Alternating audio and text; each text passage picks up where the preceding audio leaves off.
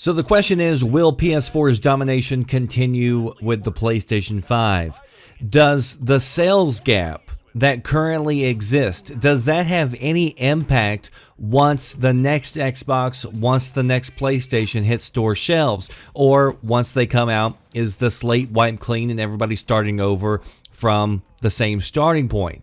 You know, if you look at console sales this generation, it hasn't been close. Sony has run laps around Xbox.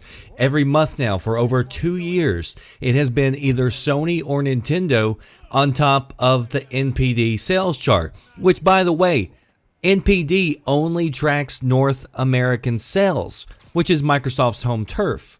And then if you look at other parts of the globe, the sales gap is even wider. But the question is, will those sales of PS4 have any impact once the next generation PlayStation and Xbox launch? So, every month when NPD releases their numbers, I always, see some comments from people who say, who cares? Why do sales matter? All that.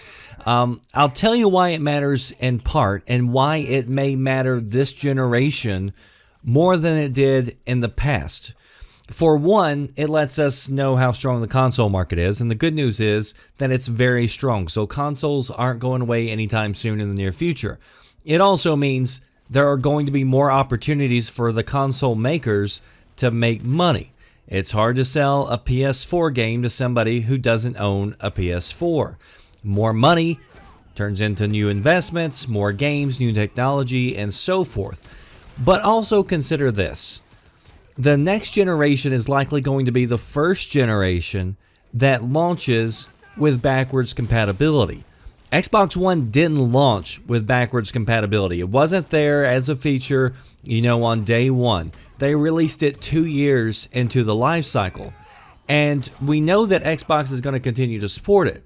And with PlayStation 5, I can't imagine that they would release a console that doesn't support PS4 titles. I just cannot see that happening. PS4 uses an architecture more like Xbox, more like PC now, which wasn't the case for PS3, which is why they said we never saw backwards compatibility with PS4 and PS3.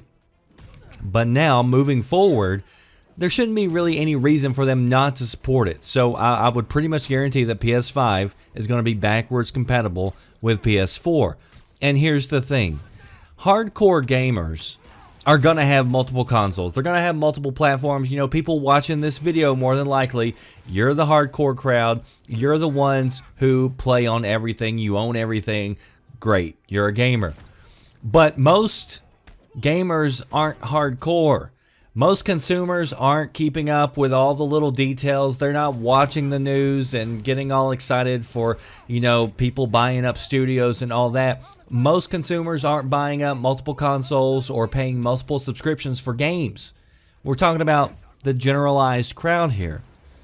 And if you have, probably by the time it launches, almost 100 million PS4s in the wild, those consumers who bought into the PS4 ecosystem, that they own PS4 games, they have trophies, their accounts. Once you're invested into an ecosystem, you're going to be more likely to stick with it.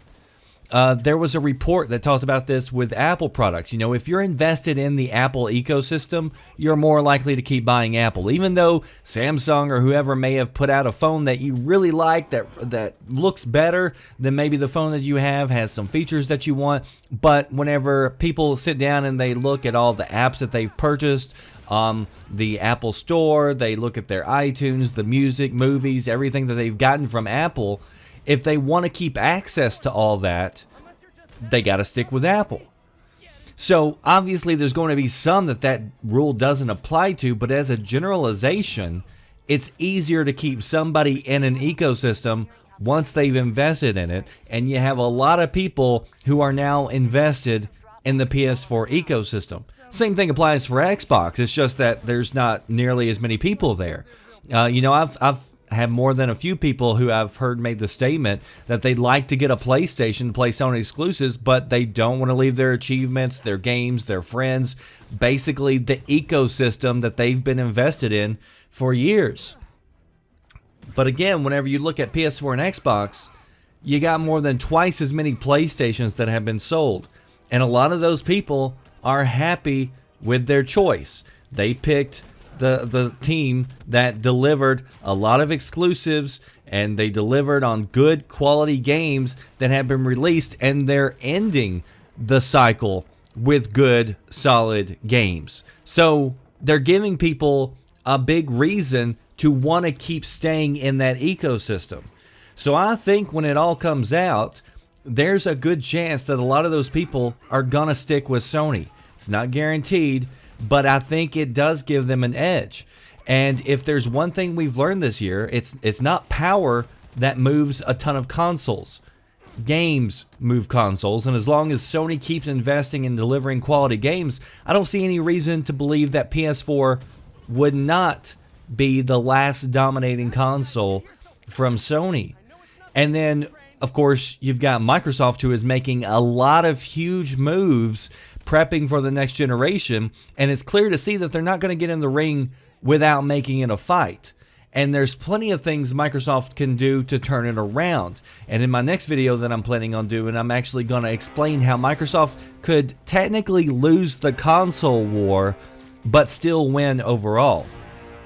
But I think no matter what side of the aisle you're looking at, I think it's exciting for all gamers, no matter what platform you play on.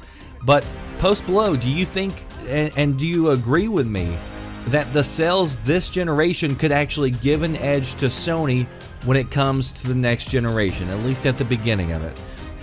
Do you think people who have bought into the ecosystem are more likely to stay there, especially if both consoles come out and they release with backwards compatibility, and so you have a lot more reason to stay within an ecosystem compared to past generations?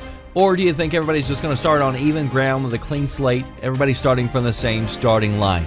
That does it for me, the Red Dragon. I'll see you next time. Thanks for watching.